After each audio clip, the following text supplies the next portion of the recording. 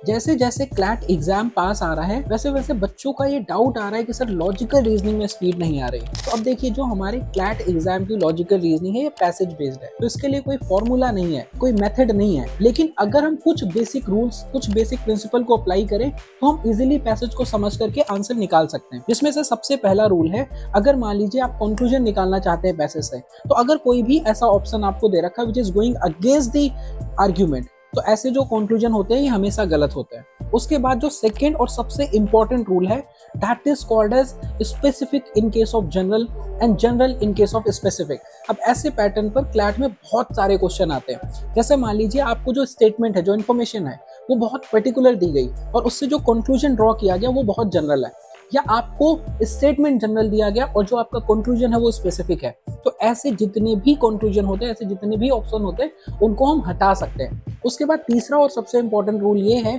कि जितने भी एक्सट्रीम कंक्लूजन होते हैं जिसमें आपको ऑलवेज दिया गया, नेवर दिया गया, नन दिया गया, हाँ, ऐसे जितने भी कंक्लूजन होते हैं उनको भी हम एलिमिनेट कर सकते हैं।